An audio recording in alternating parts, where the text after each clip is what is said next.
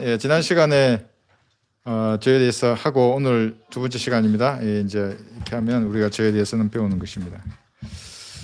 그 전에 잠깐 한 두 가지 질문만 말씀드리겠습니다. 거리 설교에 대해서 제가 한 말씀 먼저 드리고 시작하겠습니다. 아마 이걸 보실지는 모르겠습니다. 어떤 목사님이 저한테 거리 설교를 하는 목사님인데, 물론 이제 성경대로 믿는 교회 목사님은 아니지만 제가 잘은 모르는 분입니다. 근데 이제 여러분 한번 잘 판단해 보십시오. 생각을 해보시면 됩니다. 거리 설교할 때 우리가 무엇을 외치는가? 그러니까 이제 그분의 의견은 제가 또는 다른 성도 없는 교회 목사들이 길거리에 다니는 분들의 길을 가르치는 거리 설교를 한다, 이제 이렇게 얘기하시는 겁니다. 그러면서 이제 얘기를 하는데, 그런데 여러분 잘 우리가 생각해야 될 게, 이렇게 말하면 안 됩니다. 그분 말을 그대로는 제가 읽어드릴 수 없는데 그분은 이렇게 한다는 겁니다. 그러니까 어머니 뱃속에서부터 죄인으로 우리가 있기 때문에 10달 동안 어머니 뱃속에 있으면서 죄를 배운다. 그 사람도 그렇고, 뭐 자기 어머니 뱃속에서 나온 모든 동생이나 형이나 뭐 이런 분들이, 그러니까 엄마 아버지에 대한 얘기를 하는 겁니다. 그런 말 하면 안 됩니다. 엄마 아버지 뭐 얘기하면 기분 나쁘죠, 듣는 사람이. 그러니까 덤비는 겁니다. 그분은 아마 그리스도에다 맞기도 한 모양입니다. 근데 우리 보고 너희는 맞아봤느냐, 이제 이런 식의 얘기를 합니다. 그런 말 하면 맞는 게 당연한 겁니다. 모욕을 하는 겁니다, 자기 부모를. 그러니까 중요한 것은 사실이더라도 그걸 어떻게 말하는가가 중요합니다. 죄는 오늘 이제 우리가 배울 겁니다. 죄가 어떻게 왔는가. 거리 설교할 때 외치는 건 뭐냐면, 세상 사람들은 여러분 자신이 죄인인 걸 알까요, 모를까요? 예. 물론 잘 모르는데 얘기해 보면 압니다. 그러니까 죄인이라는 것에 대한 은연중에 그게 있기 때문에 무엇인가를 찾는 겁니다. 그 종교를 찾습니다. 그러니까 종교 뒤로 숨는 겁니다. 이렇게 어떤 사람은 그걸 잊으려고 돈이나 쾌락을 찾습니다. 그거 뒤로 숨는 겁니다. 아닌 척 하는 겁니다. 자기가 명예나 사회적 업적 뒤로 숨는 겁니다. 그러니까 나무 뒤에 숨으면 안 보일 줄 알고 제가, 그런데 이 얘기하는 겁니다. 죄의 삭선 사망이라고 한번 찌르는 겁니다. 또 그분은 성경 구절만 외워서 얘기하면 그 사람들이 죄인인 걸 알겠는가 그럽니다. 압니다, 그 사람이. 여러분 만나보십시오 한번. 세상에 죄를 안 짓는 사람이 있습니까? 하면, 그렇다고 저희 할머니도 그거 아셨습니다. 할머니, 세상에 죄 안 짓는 사람이 있을까요? 그렇지, 다 죄 짓지. 사람은 걸음을 뗄 때마다 죄인이란다. 불교 신자인데 아는 겁니다. 불교 신자도 죄인인 거를. 카톨릭 신자는 모르겠습니까? 얘기하면 이제 아는 겁니다. 자기가 죄인이 아닌 것처럼 가만히 있더라도 툭 치면 흔들흔들하면 이제 밑에 있는 구성물들이 올라오는 겁니다. 그렇지, 그런 죄를 놔두지요. 예, 다 짓습니다. 그래서 성경은 모든 사람이 죄를 지었으므로 하나님의 영광에 이르지 못한다고 하는 겁니다. 그래서 설교할 때 그래서 말하는 게 뭐냐면, 여러분은 저주받았습니다. 여러분의 어머니 뱃속에서부터 죄인이었고 너 어머니도 죄인이고 다 죄인, 이런 말 하는 게 아니라 그 죄가 용서받았다고. 죄의 삭선 사망인데 그 죄가 용서받았다는 걸 외치는 겁니다. 그리스도 설교에서는 하나님의 피로 당신은 죄가 용서받았다고 하는 이것을 외치는 거지, 그 저주를 말하니까 그 사람들이 화가 나서 덤비는 겁니다. 바른 말씀을 전했을 때 덤비는 거는 그건 가능한 겁니다. 그런데 자기 엄마 뱃속에서부터 엄마도 죄인이고 물론 다 죄인이지만 그거를 표현하는 방법이 육신적인 단어를 쓰면 다 육신을 입고 있는데 인간들이 덤비는 겁니다. 그렇게. 그래서 제가 참 안타깝습니다. 그런 거 보면서. 거리설교를 하려고 하는 마음은 있는데 비성경적인 거리설교는 거기 나가서 자기 부모 뱃속에서부터 죄를 배운다고. 태아가 뭘 배웁니까? 태교는 됩니다. 좋은 음악을 들어주면 애가 안정적이 되겠죠, 심신이. 그런데 의지가 있기 때문에 뭐를 습득하는 게 없습니다. 그런데 태아의 씨가 죄입니다.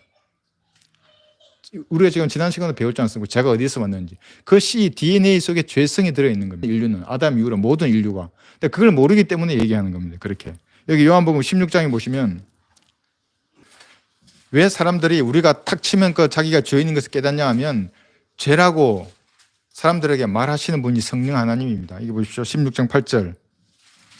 요한복음 16장 8절에 보시면 이제 그분이 오셨습니다. 예수님 올라가시고 셋째 하늘로 성령의 땅에 오신 겁니다. 뭐 하십니까? 그분이 오시면 죄에 대하여, 제일 먼저 죄에 대하여, 그 다음 뭡니까? 의에 대하여, 심판에 대하여 세상을 책망하시리라. 너는 죄인이야 얘기하는 겁니다. 너는 죄인이야, 성령께서. 돈이 많아도 죄인이고 돈이 없어도 죄인이고 권력이 있어도 죄인이고 없어도 죄인이고 직업의 귀천을 떠나서 다 죄인입니다. 대통령에서부터 노숙자에 이르기까지 모두가 죄의 씨를 가지고 태어난 겁니다. 그 죄성을 가지고 태어난 겁니다. 그것을 결의해서 외치는 겁니다. 가서 어머니나 뭐 뱃속에서 뭐 이런 얘기하면 당연히 열받죠. 자기 부모를 욕하는데. 제가 그런 분을 봤습니다. 우리 여기 제가 예전에 같이 거리 설교를 나간 형제 중에도 자기 엄마 아버지를 욕하는 겁니다. 거기서 화가 나더라고요. 저도 그 뭐 내가 부끄러워서 가버렸습니다. 저쪽 숨었습니다. 한 100m 뒤로. 어떻게 저런 거리 설교를 하려고 나오냐고. 말씀을 외치지는 않고. 그러니까 성령께서 뭔가 가르쳐주지 않는 겁니다. 그 사람에게. 어떻게 거리 설교해야 하는지를 모르게 만드는 겁니다. 참 안타깝습니다. 여기 죄에 대하여 의에 대하여 심판에 대하여 세상을 책망하시는 분은 성령 하나님이시기 때문에 사탄처럼 정죄하는 자리에서 정죄만 하는 게 아닙니다. 그 사무치는 죄들이 뼛속 깊이 숨어있는 그 죄들이 하나님의 피로 제거되고 용서되었다고. 여러분은 그 사실을 모르고 사셨다고. 믿지 않고 살았다고. 오늘 믿으면 지금 구원을 받는다고. 그 얘기를 그래서 외치는 거예요. 우리가 구령할 때도 마찬가지입니다. 그래서 여러분 그리스도 설교할 때 이것을 이제 우리가 형제들은 이제 다 성장하시면 언젠가는 제가 기도하고 있습니다. 언젠가는 저랑 같이 제가 한 타임하고 이어서 우리 동훈 형제가 나와서 외치는 겁니다. 우리 형제님도 교대를 하는 겁니다. 교대를 할 날 제가 기도하고 있습니다. 할 수 있습니다. 그래서 이제 어찌 보면 신사이고 어찌 보면 말씀의 칼을 그대로 죄인에게 정면으로 겨냥하는 겁니다. 여러분의 인생이 무엇입니까? 하나님의 입장에서 질문하는 겁니다. 뭐라 하겠죠. 하나님은 안개라고 하십니다. 여러분은 여러분의 인생을 뭐라고 하십니까? 이렇게 질문하는 겁니다. 그 속에 다 녹아 있습니다. 죄인이고 지옥에 갈 수밖에 없고 여러분의 조상들을 땅속에 묻힌 것처럼 여러분도 묻힐 것입니다. 그 얘기를 하는 겁니다. 그런데 제가 그 사람들의 길을 가르치는 설교를 한다고 얘기하면 안 되죠. 제 설교 들으면 귀가 가렵습니까, 여러분? 아닌 것 같은데요. 막 연락 옵니다.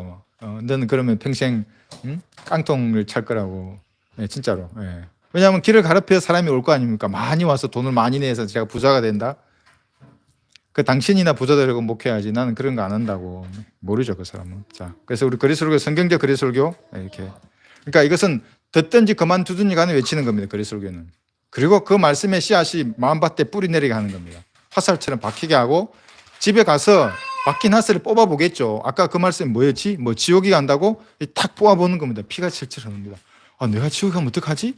여기서 시작되는데 그 생각 가운데 하나님이 역사하는 겁니다. 제가 그랬습니다. 내가 죄인이냐? 이게 탁 묻는 겁니다. 나 죄인이라고. 바로 얘기했죠, 내가. 난 죄인이라고. 100% 죄인인데요.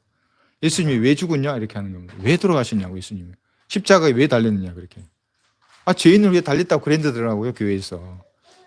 그러니까 적시 0.1초 만에 너를 위해 달린 게 아니냐? 어떻게 구원받는 겁니까? 생각 가운데 구원받는 겁니다. 하나님 찾아오시는 겁니다. 그래서 우리가 그 말씀의 씨앗을 뿌리는 걸 그리에서 외치는 겁니다. 박히라고 하는 한 말씀이라고. 한 말씀이라도 박히라고. 내가 구령하는 거 아닙니다. 그리스도교는 박히게 하는 겁니다. 박히었다가 어떤 사람은 제가 처음에 할 때 그 청년 한 사람 차렷자세로 서지 않습니까? 말씀에 박혀가지고 저쪽에서부터 50m 앞에서부터 계속 박혀가서 딱 서가지고 차렷자세 서가지고 이거 어떻게 하면 됩니까? 지금 제 이름을 시인하고 예수님 구주로 영접하면 구원을 받는다고. 그렇게 성경적 거리설교입니다. 좀 또 하나 더 하려고 했는데 시간이 없어서 오늘은 삼위일체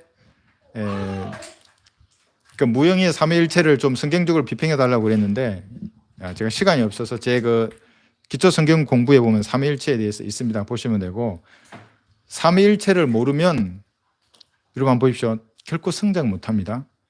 그러니까 창세기에 나와 있는 하나님의 삼위가 있습니다. 성부, 성자, 성령의 형상대로 인간이 만들어진 겁니다. 하나님의 형상대로 만들어졌다고 하지 않습니까? 성부, 성자, 성령 삼위. 인간도 영, 혼, 몸 세 개입니다. 그런데 하나님은 살아계시지만 이 세 삼위가 각각 분리되셔도 한 분 하나님입니다. 인간이 분리되려면 죽어야 합니다. 이게 차이가 있는 겁니다. 그래서 영이 죽었지 않습니까? 에덴에서. 그러니까 영이 거듭나고 혼이 영혼이 구원받는 겁니다. 그러니까 삼위일체를 모르면 이게 이 성경에서 말하는 신학의 틀이 안 잡힙니다. 또 신학 얘기하면 또 무슨 교단 얘기하고 그런데 그런 거 아닙니다. 성경적 어떤 말씀의 틀이 잡히지가 않습니다. 그러니까 창세기에 사실은 우리가 신학을 시작한 첫 단추가 다 거기에 들어있는 겁니다. 어떻게 구원받는 게 뭐지? 거듭나는 게 뭐지를 그 사람들은 모르는 겁니다. 혼이 구원받고 영이 거듭나서 혼이 영원히 사는 겁니다. 삼위일체는 하여튼 그 과제를 좀 보면 되겠습니다. 그래서 오늘은 죄에 대해서 자, 죄란 무엇인가 했습니다. 죄란 무엇인가? 자, 구원받기 전의 죄하고 구원받은 이후의 죄가 다릅니다. 이것을 구분하지 못하면 구원도 받지 않았는데 구원받은 그리스도에게 하는 그 죄에 대한 그 개념을 받아들이면 이 이상한 사람이 됩니다.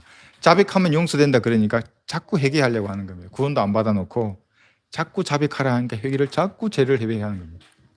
그러다 지옥에 가는 겁니다. 그러니까 구원받기 전에 이 죄는 율법과 양심이 존재합니다. 죄가 있다고 확증하는 겁니다. 율법을 모르죠. 우리는 본 적도 없죠. 양심이 있습니다. 양심에 탁 걸리는 겁니다. 그럼 정죄함이 됩니다. 구원받기 전에는. 정죄함이 되면 뭐가 되냐면 사망에 쏘는 것은 죄입니다. 그 죄의 능력이 율법이기 때문에 율법이 지옥에까지 던지는 겁니다. 그 죄 때문에. 예. 그대로 지옥에 가는 겁니다. 내 양심에 탁 걸리기 순간에. 그러니까 양심이 죄를 모르는 분들이 있습니다. 좀 이 지능이 낮거나 정신 지체가 있거나 이런 분들은 너무나 해맑습니다. 순수합니다. 순수 그 자체입니다. 죄를 모릅니다. 하나님 묻지 않습니다. 그 죄에 대한 그 대가를. 그런데 이제 구원받은 우리는 죄가 무엇인가 이것입니다. 이제 다릅니다. 우리는 그 구원받은 이후에는 그 율법에 쏘는 침이 예수님께 내리쳐졌습니다. 갈보리 십자가에. 그럼 율법을 다시 쏠 침이 우리에게는 쏠 침이 없는 겁니다. 이미 갈보리에 내리쳤기 때문에. 그러니까 우리는 영원한 정죄는 받지 않습니다. 이 로마서 8장 한번 보겠습니다.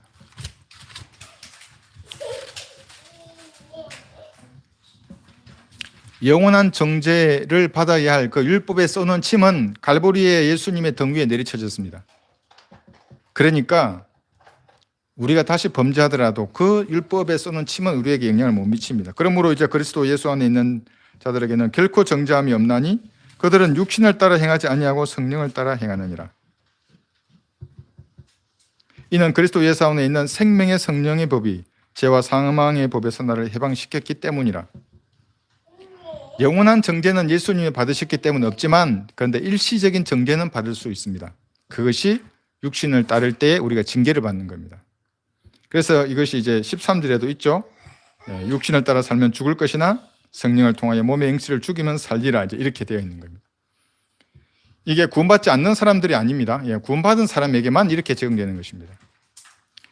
어떻게 이런 일이 일어나는가? 어떻게 율법이 어떤 사람에게는 폐기되고 어떤 사람들에게는 율법이 아직도 쟁쟁하게 역사하는가? 에베소서 2장 15절에 보시면 그리스도인들에게 율법은 폐기되었습니다. 여러분들은 아무런 힘을 발휘하지 못합니다. 에베소서 2장 15절 원수된 것 곧 법령 안에 속한 계명들의 율법까지도 그의 육신 안에서 폐기하셨으니 이는 그 둘을 여기 이제 유대인이나 이방인은 말합니다. 자기 안에서 한 새 사람으로 창조하사 합평케 하시고 율법까지도 육신 안에서 폐기하셨습니다. 예수님께서.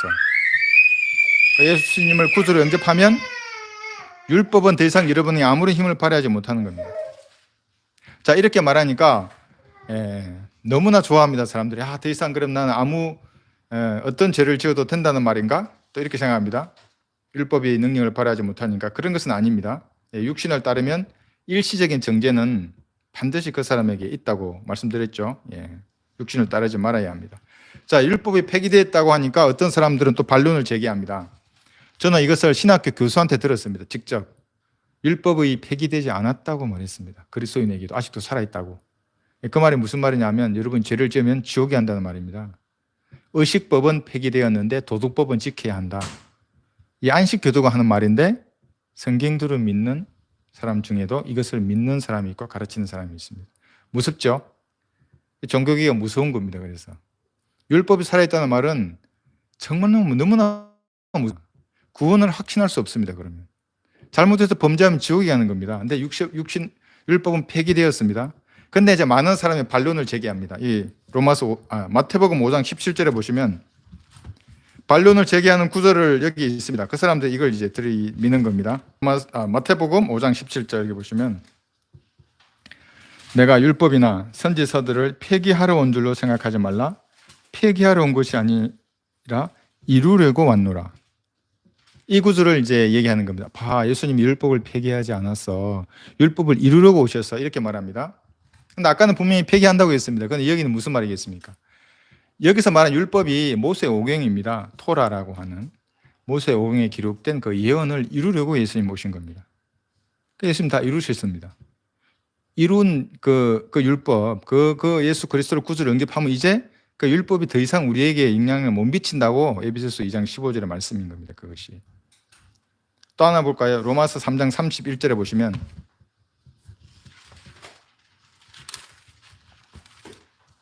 이 구절을 가지고도 그들은 율법을 폐기되지 않았다고 말합니다. 그래서 성경은 잘 모르면 로마서 3장 31절 이상하게 적용하게 됩니다.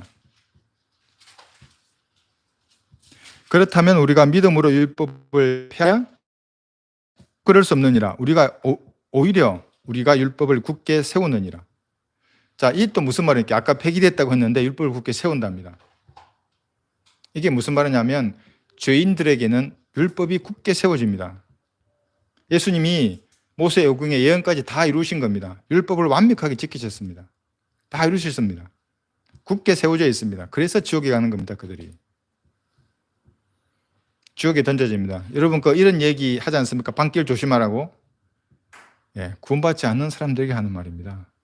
잘못하다 죽으면 지옥에 가는 겁니다. 죽음으로 끝나지 않고 밤길뿐만 아니라 낮길도 조심해야 되고 숨쉬는 매 순간마다 구원받지 않는 사람들은 조심해야 됩니다. 왜? 죽으면 지옥입니다. 그래서 그 사람들 한번 보십시오. 암에 걸렸다 그러면 정말 아주 비참해하고 죽음의 순간에 얼마나 아주 괴로워하고 그냥 붙잡고 안 놔주고 왜? 죽으면 지옥인 걸 은연중에 아는 겁니다. 그리스도인은 그렇지 않습니다. 가야 될 때가 되면 기쁨으로 가는 거예요. 자, 그래서 율법이라는 것이 로마서 7장에 보시면 여기 12절에서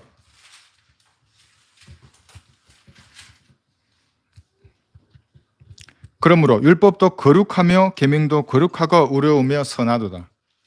여기 14절에 또 보시면 우리는 율법이 영적인 것인 줄 알고 있노라. 그러나 나는 육신적이어서 제 아래 팔렸도다. 영적이기까지 합니다.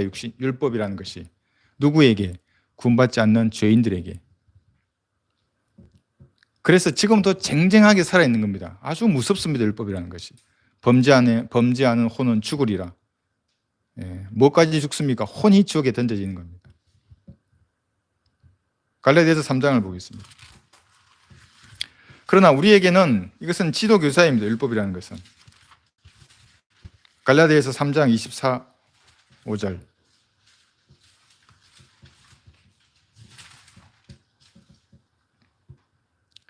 그래야 율법이 우리를 그리스도에게로 인도하는 우리의 지도교사가 되었으니 이는 우리를 믿음으로 의롭게 하려 함이라. 믿음이 온 후로는 우리는 더 이상 지도교사 아래 있지 아니하도다. 율법 아래 있지 아니합니다. 여러분의 율법은 폐기되었습니다. 그럼 어디에 있는가? 여러분은 생명의 성령의 법 아래 있습니다. 그래서 율법 아래 있는 자들은 그 계명을 어기면 죄입니다. 죽으면 지옥에 가는 겁니다. 그것을 동물의 피로 바치거나 돌이키지 않으면. 그런데 여러분은 그 죄를 생각만 해도 성령께서 여러분 안에서 죄라고 지적합니다. 그걸 버리고 돌아서라고. 다르죠? 이것이 사도 바울에게 계시된 겁니다. 행위 구원을 주장하는 자들은 이 둘의 차이를 구분하지 못합니다. 구원받은 사람에게 죄, 구원받지 않는 죄인에게 죄가 어떻게 차이 있다는 것을 모르기 때문에 지옥으로 가는 겁니다. 그들은.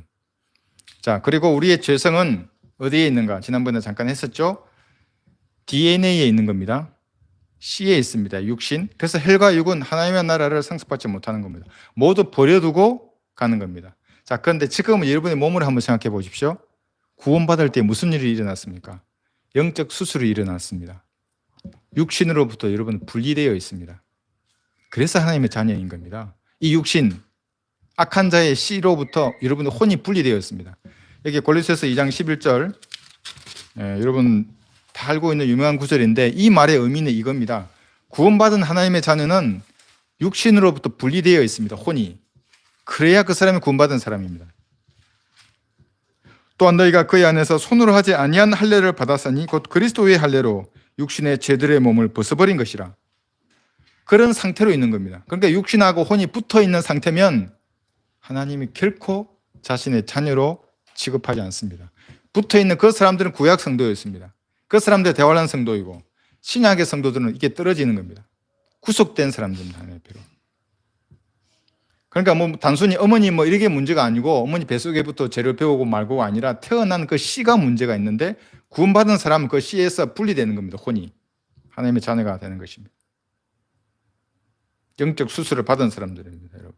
그래서 어떤 외형을 고쳐서는 이 죄의 문제를 해결할 수 없다고 그랬습니다. 뭐 교회 다니고, 뭐 이렇게 거룩하게 찬양하고, 그런 것으로는 이 씨의 문제를 변화시킬 수 없는 것을 우리가 배웠고, 습성들이 그러나 아직도 남아 있습니다. 에덴에서 물려받은 나쁜 습성들, 남자는 뭐가 있겠습니까? 불평, 불만, 남 탓하는 겁니다. 군대에 여러분 훈련소에 가면 전부 불평, 불만하는 쟁이들입니다. 전부 남 탓하는 사람들. 가만히 보면 제가 성경을 보고 깜짝 놀랐습니다. 르커만 목사님이 쓴 거 보고. 아담은 누구 탓했습니까? 여자 탓, 사탄 탓, 결국 하나님 탓.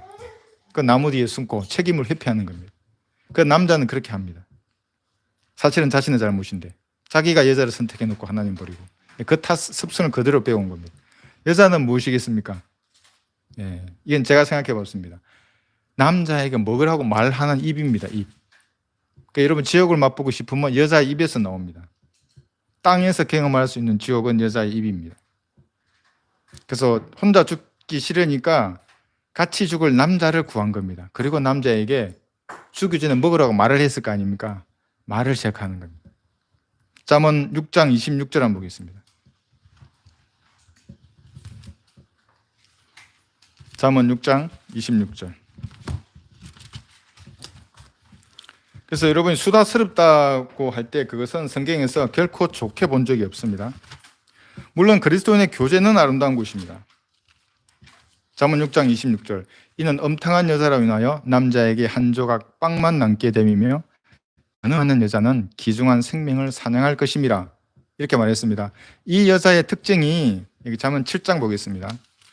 10절에 나와 있습니다. 바로 수다 떠는 겁니다. 잠언 7장 10절. 보라, 창녀의 옷을 입고 강귀한 마음을 지닌 한 여자가 그를 맞으니 11절. 그녀는 수다스럽고입니다. 고집스러워 발이 집에 머물러 있지 아니하며 때로는 밖에서 때로는 거리에서 또 모퉁이 길 또 모든 길 모퉁이에 숨어 기다리는도다. 수다스럽습니다. 잠언 9장도 보겠습니다. 그러니까 여러분 그 비성경적인 수다를 떠는 분들은 유심히 살펴보시면 됩니다. 그 수다에 끼지 말고 듣지도 말고 여기 잠언 9장 13절을 보시면 어리석은 여자는 수다스럽고 우매하여 아무것도 알지 못하고 첫 번째 항상 수다스러운 게 나옵니다. 디모데전서 5장에도 이 수다에 대해서 이렇게 말씀하십니다.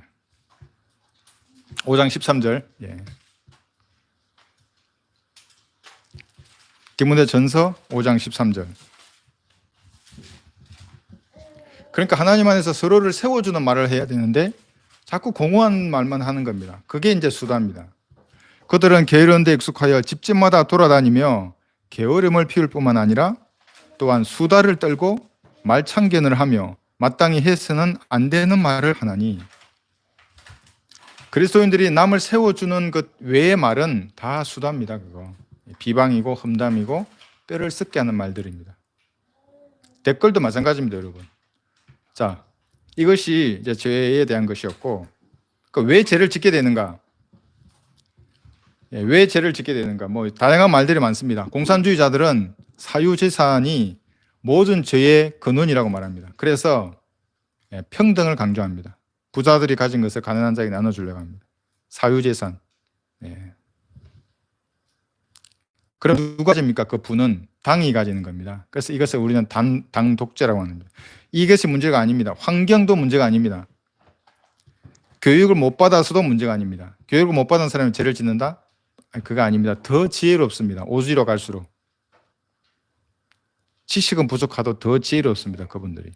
그러니까 이 땅에 왕국을 건설하려고 하는 사람들은 바로 이런 것들입니다. 경제적인 문제를 해결하고 교육을 잘 받게 하고 그러면 이 땅에 살기 좋은 왕국이 된다고 말합니다. 녹색 연합 뭐 이렇게 환경을 좋게 만들고, 예.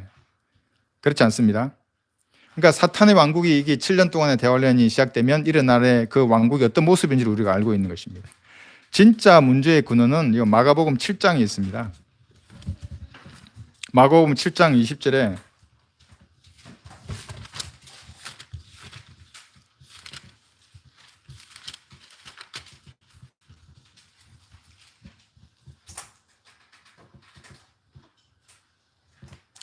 또 말씀하시기를 사람에게서 나오는 것이 그 사람을 더럽히느니라. 이는 속에서 즉 사람의 마음에서 나오는 것은 악한 생각과 간음과 음행과 살인과 도둑질과 탐욕과 악의와 시기와 방탕과 악한 눈과 하나님을 모독함과 교만과 어리석음이기 때문이니 이런 모든 악한 것은 속에서 나와 그 사람을 더럽히느라고 하시더라. 이것이 C입니다. C의 문제입니다. 이것은 바꿀 수 없습니다. 어떤 종교적인 행위로도 이 본성에 박힌 이 죄성을 어떻게 할 방법이 없는 것입니다. 그래서 본성이 문제입니다.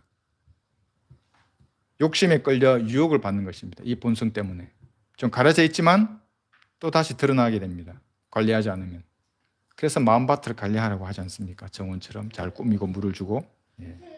그래서 이 세 가지, 이 본성은 이 세 가지 유혹으로 이끄는데 그것이 육신의 정욕과 안목의 정욕과 생의 자랑이었습니다. 고전적입니다. 에덴에서도 그랬고 초림 때 예수님도 이 세 가지로 시험을 했고 여러분도 마찬가지입니다. 육신의 정욕과 안목의 정욕과 생의 자랑. 스마트폰은 대표적인 안목의 정욕입니다. 끝없이 봅니다. 한번 보게 되면. 그 극기 상자에 넣어야 합니다. 그 스마트폰. 그 전에는 봅니다. 극기 상자를 부수면서까지 보려고 하는 게 인간입니다. 그래서는 안 됩니다. 네. 하나님은 우리의 죄를 어떻게 보시는가 그러면 이렇게 죄성이 가득 차 있는데 씨로부터 물려만 이 죄는 어떻게 되는가? 구원받은 여러분들은 그 죄가 갈보리에서 화목 제물에 의해서 제거된 겁니다. 다른 방법으로는 제거할 수 없습니다.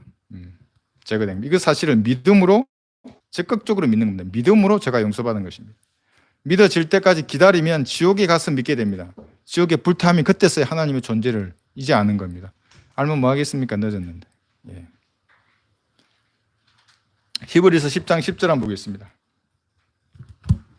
내 씨에 깊숙이 들어와 있는 이 죄성은 예수님의 피로 거룩하게 되었습니다. 10장 10절.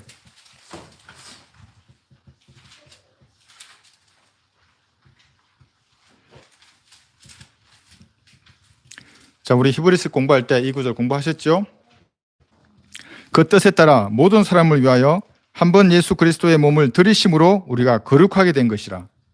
예수님의 몸을 들여서 우리 몸 깊숙이 뼛속까지 있는 이 죄성이 거룩하게 되었습니다.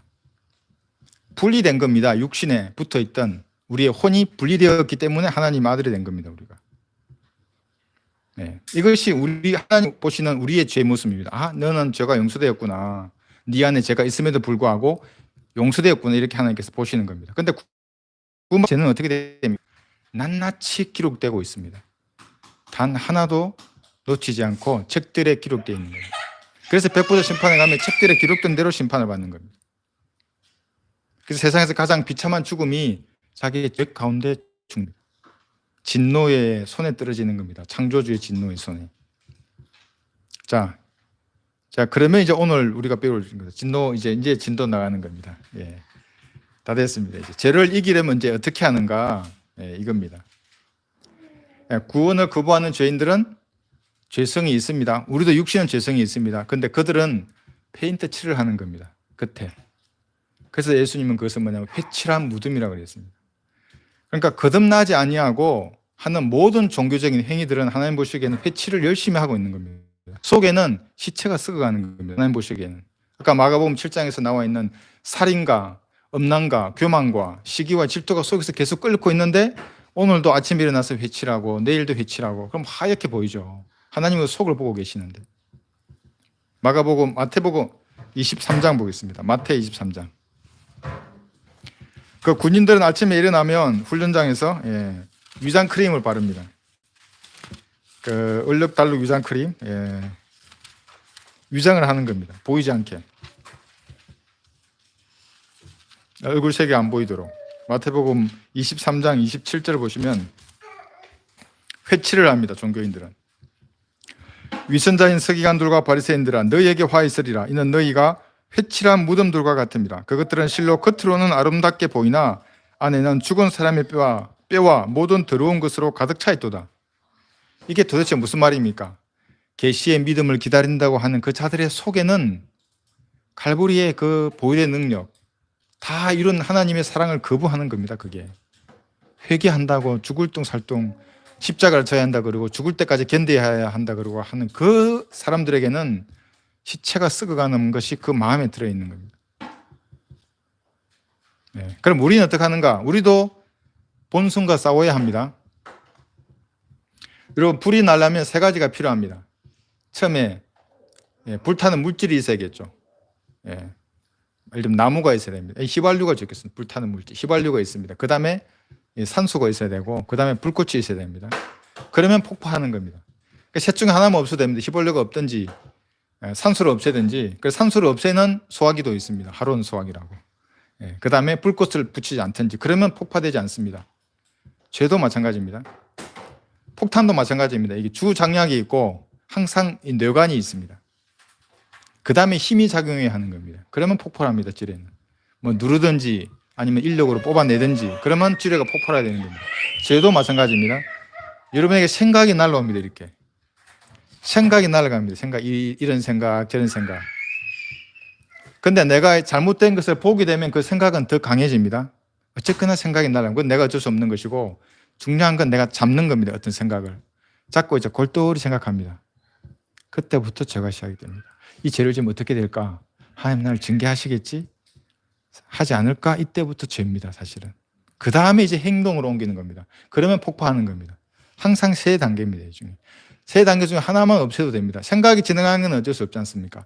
잡았을 때 없애야 됩니다. 행동으로 나오기 전에. 나왔다 그래도 아시고 나오셔야 합니다. 자, 잠언 28장을 보겠습니다.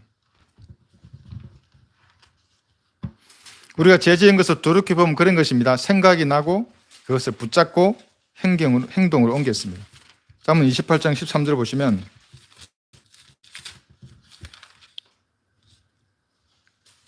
자기 죄들을 숨기는 자는 번성하지 못할 것이나 죄들을 자백하고 버리는 자는 누구나 자비를 얻으리라. 여기 누구나 자비를 얻으리라고 말씀하십니다. 자, 어느 정도입니까? 어떤 자세여야 합니까? 그럼 이 자비를 얻으려면 자비라는 것은 마땅히 받아야 할 것을 마땅히 하나님의 심판을 받아야 하는데 받지 않게 되는 겁니다. 자비를 얻는 겁니다. 누가복음 18장 13절입니다.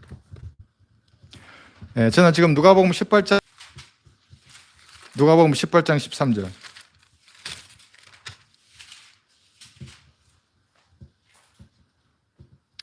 구원을 막는 가장 큰 죄가 그겁니다. 자기 의입니다.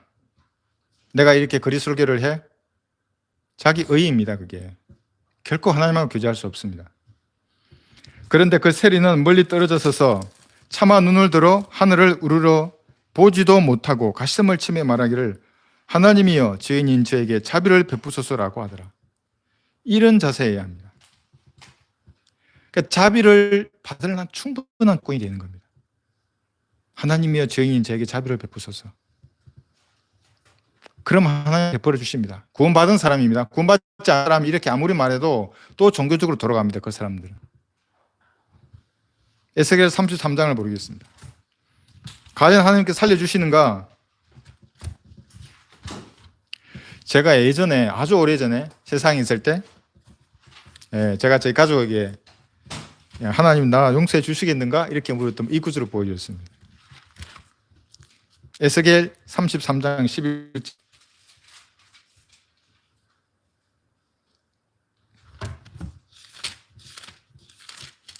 33장 11절.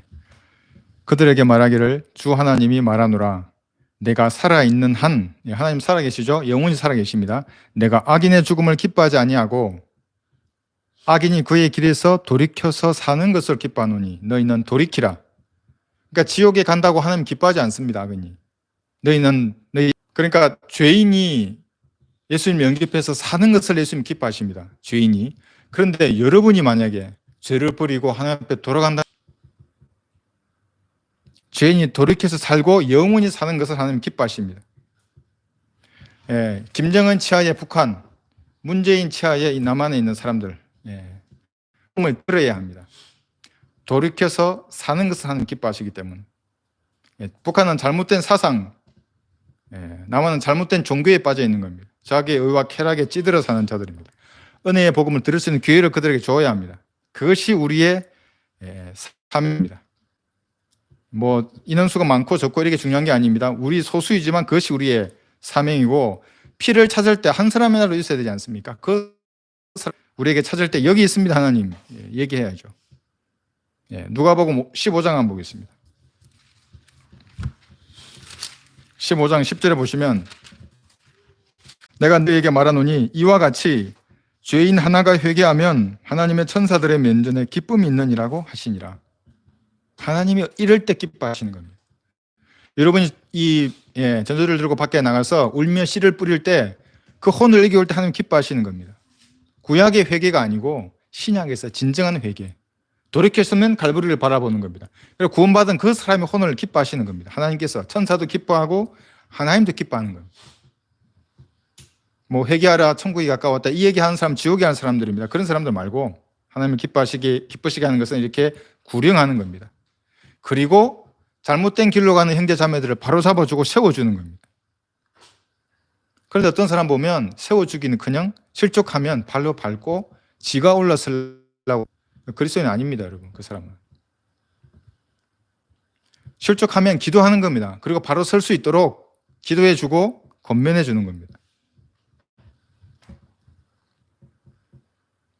누가복음 15장 보겠습니다. 여기 보시죠. 18절 보시면 다시.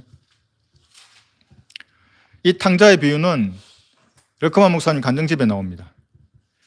젊은 해병이 한국 전쟁을 마치고 이제 미국으로 돌아왔습니다. 살아서 돌아왔습니다. 6.25 때 미군은 3만 5천 명 이상이 죽었습니다. 우리의 이름 모를 산하에 그들의 피가 다 뿌려져 있습니다.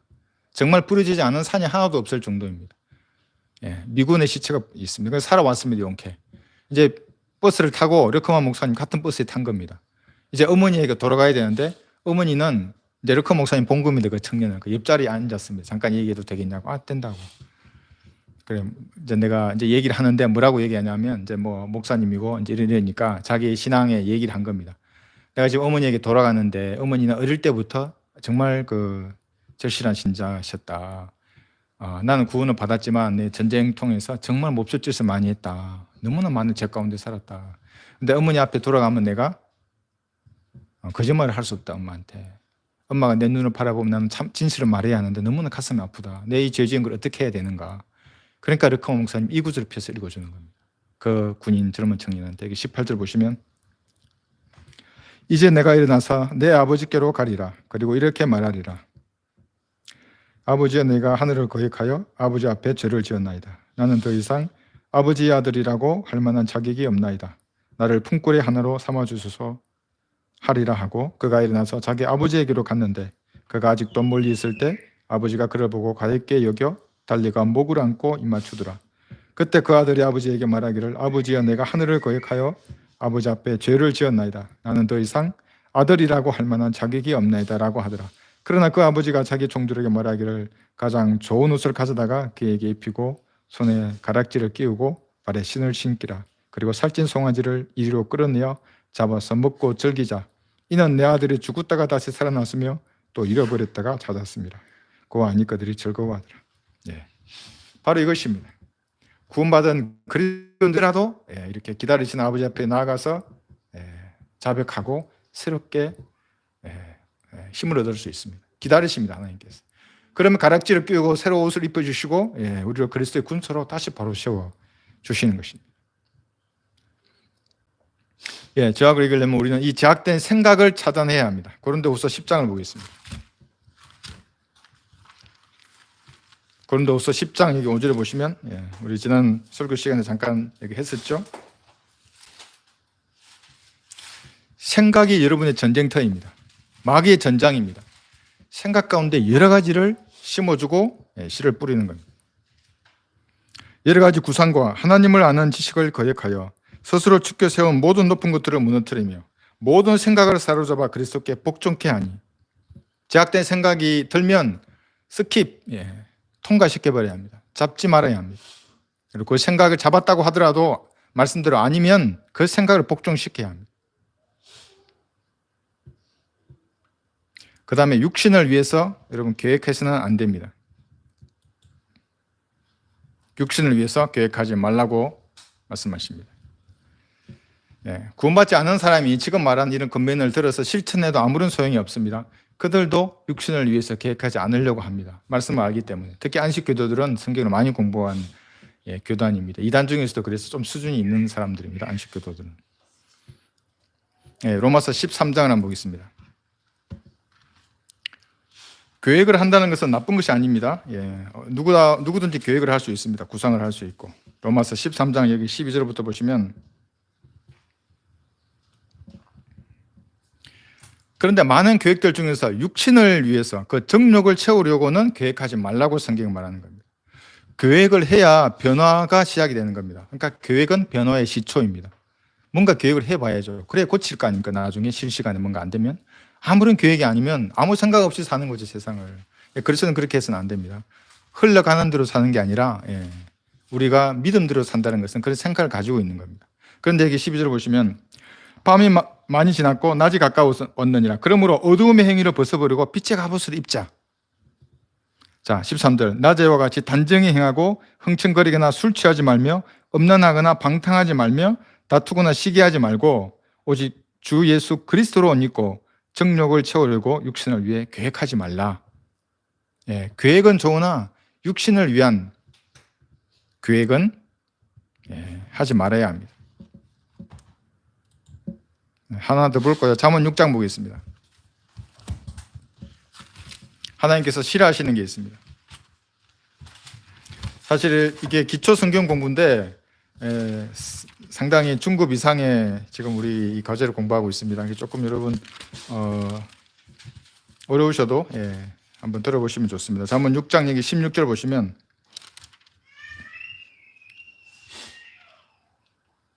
이 6가지를 주께서 싫어하시며 정녕 그에게 가증한 것이 7이니 자, 교만한 눈과 거짓말하는 혀와 무지한 피를 흘리는 손과 악한 계획들을 꾸미는 마음과, 이게 마음이 중요하다고 했지 않습니까? 근데 악한 계획을 꾸미는 마음, 악으로 달려가는데 빠른 발과 거짓을 말하는 거짓 정인과 형제 간에 불화를 일으키는 자니라.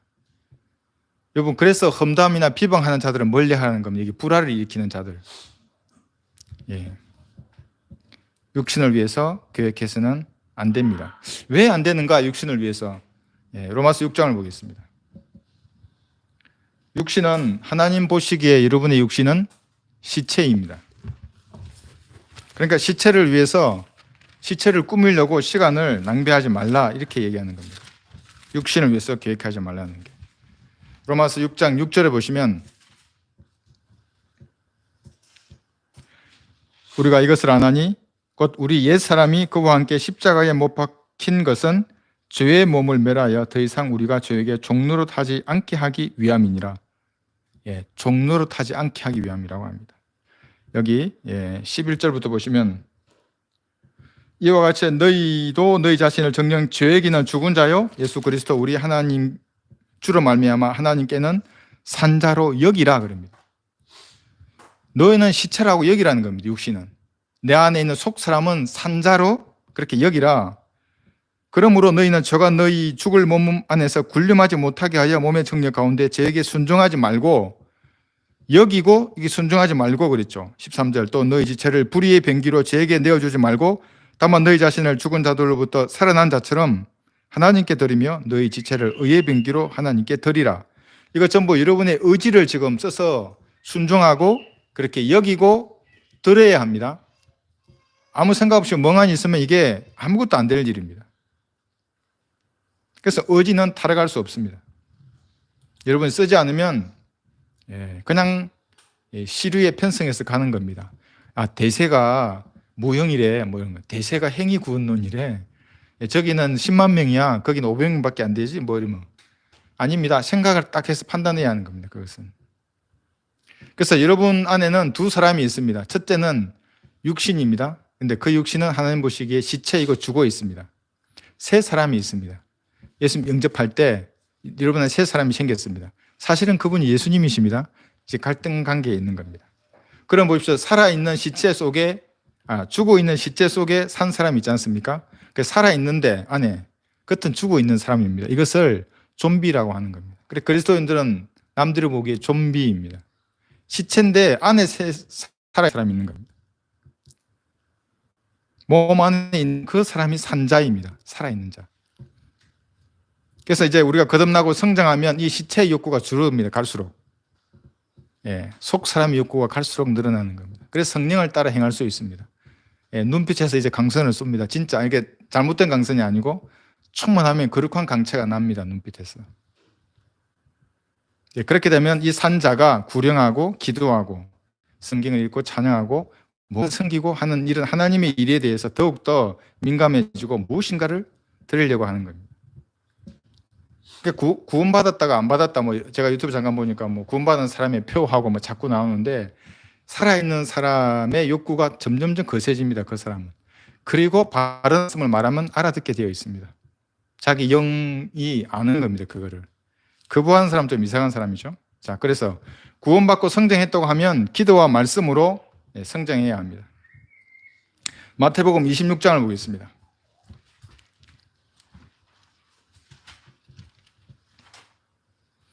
기도와 말씀 이외에는 성장할 수 있는 방법이 없습니다.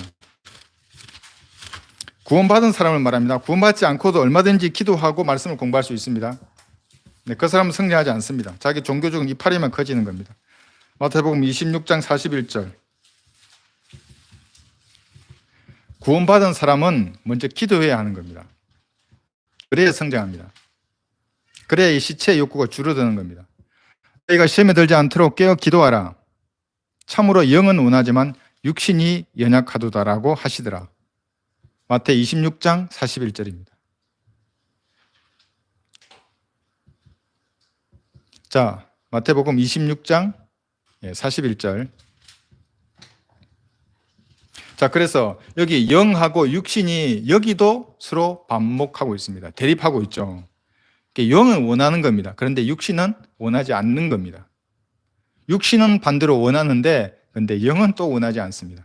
반목하기 때문에 연약한 겁니다, 육신이. 그래서 깨어 기도해야 합니다.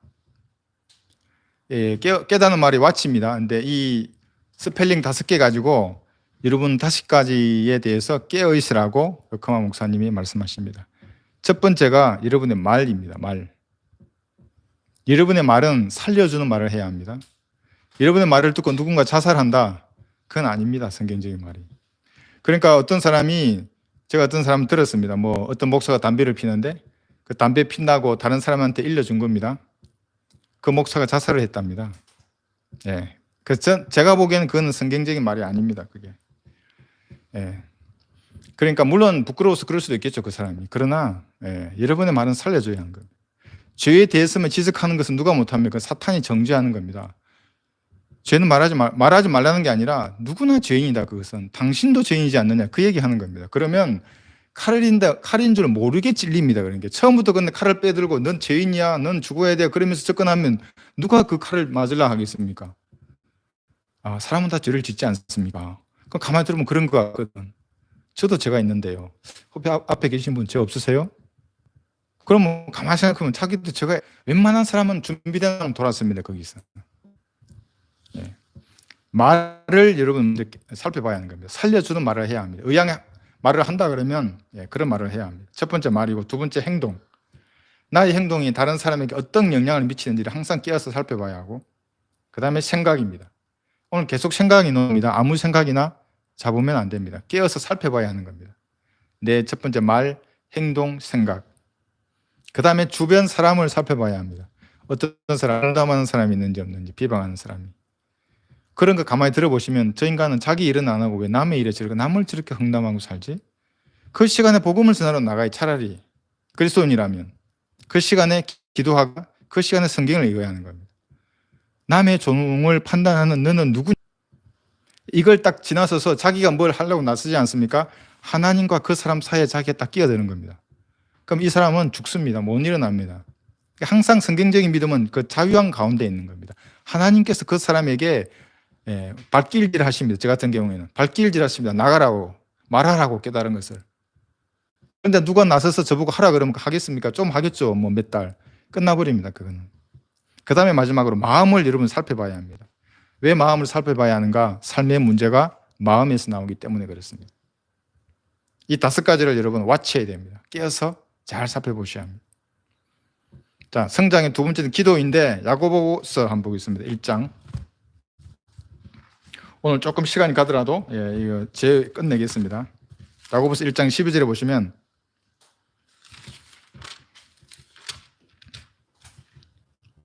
시험을 견뎌내는 자는 복이 있도다. 이는 그가 시련을 거친 후에 주께서 자기를 사랑하는 자들에게 약속하신 생명의 면류관을 받을 것이기 때문이라. 야고보서 1장 12절입니다.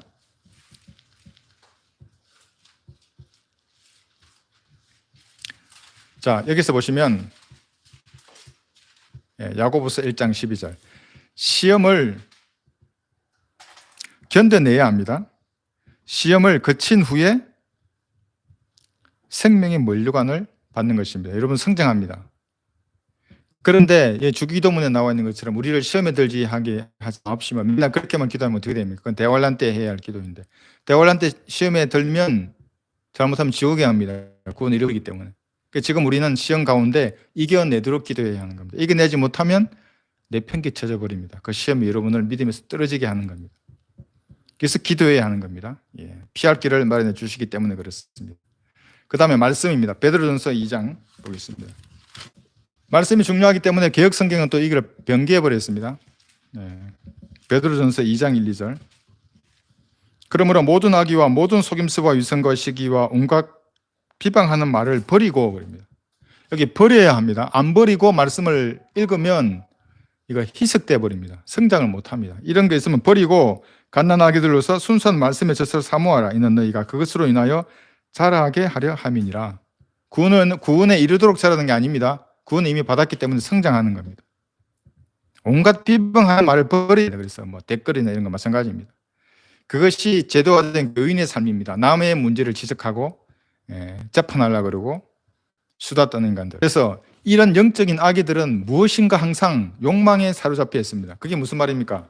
욕망에 잡혔다는 말은 무엇인가 항상 굶주려 있습니다. 그게 돈일 수도 있고 지위일 수도 있고 쾌락일 수도 있습니다. 무엇인가 추구합니다. 근데 실제 배고픔도 있습니다. 배고프지 않은데 뭔가 찾게 되는 겁니다. 그러니까 저도 처음에 헌신하고 성경을 공부하는데 육신적이 되면 제일 먼저 먹는 것부터 찾는 겁니다.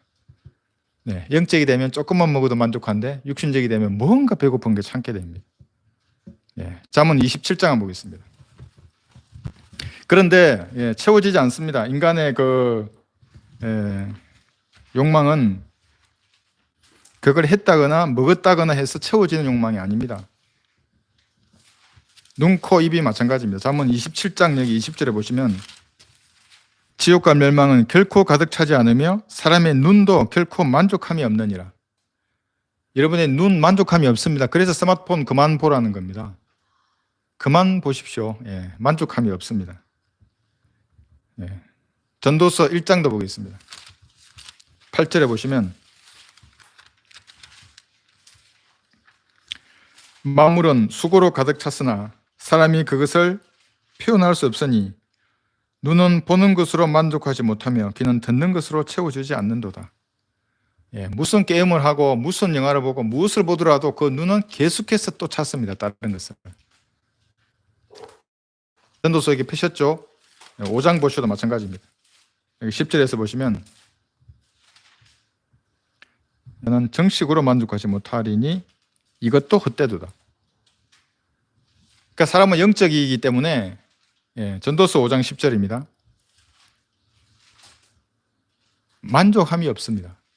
그 옛날에 뭐 그런 노래 있었지 않습니까? 세상을 보며 사람을 보며 만족함이 없었네. 어느 정도 성경적입니다. 그 멜로디는 아주 마귀적이지만 그렇지만 그 가사는 성경적입니다. 만족함이 없습니다. 눈이나 우리 귀나 재산이나 풍요나 마찬가지입니다.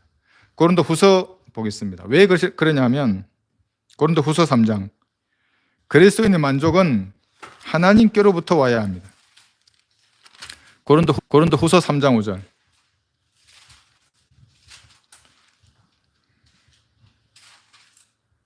하나님께로부터 온 만족이 아니면 공허합니다. 인생의 목적을 결코 알 수 없습니다. 우리는 어떤 일이라도 우리에게서 난 것 같이 생각하여 스스로 만족하지 않는 것은 뭐가 잘했다고 만족하고 뭐가 얻었다고 만족하고 그거 아닙니다. 우리의 만족이 하나님께로부터 난 것이기 때문이라. 하나님으로부터 온 것으로 인해서 만족해야 그리스도인은 참다운 만족이 있습니다. 그러면 이런 만족을 점점 구하는 겁니다. 육신적인 악의들은 시체가 요구하는 것을 계속 구하게 됩니다. 그래서 여러분들은 죄가 여러분 속에 군림하지 못하게 해야 합니다. 로마서 6장 다시 한번 보겠습니다.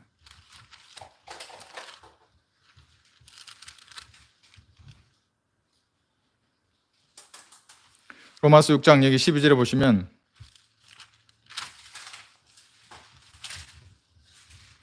여러분 아까 여기 읽었던 구절인데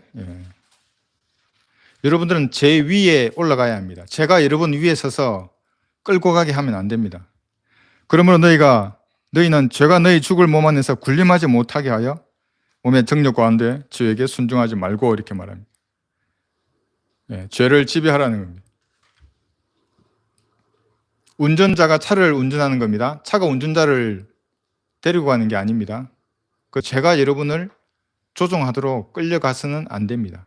너는 죄를 다스릴지니라 그렇게 말씀하십니다. 하나님께서는. 그리고 죄를 여러분 스스로 심판해야 합니다.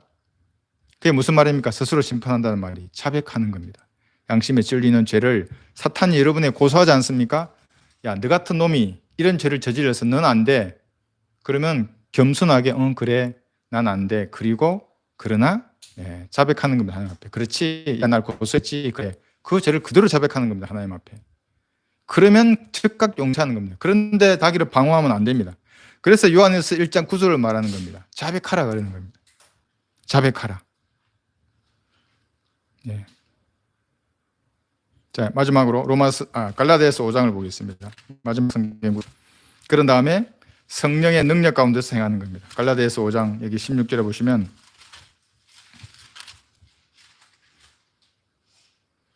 자, 내가 이것을 말하노니 구원받은 여러분에게 말하는 겁니다. 구원받으려고 노력하는 인간들은 성령을 받지도 않았고 오히려 악령 가운데 매여 있기 때문에 불가능한 일입니다. 성령 안에서 행하라. 그리하면 너희는 육신의 정욕을 이루지 아니하리라. 육신은 성령을 거슬러 욕심을 부리며 성령은 육신을 거스르나니 이들은 서로 반목하여 너희가 하고자 하는 것을 하지 못하느니라.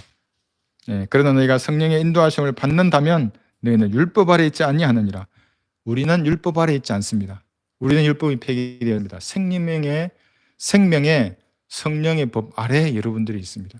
성령님의 인도하신 가운데 성령의 능력 가운데 여러분들은 행하시는 그런 여러분들이 되시기를 바랍니다. 오늘 성경본 여기까지.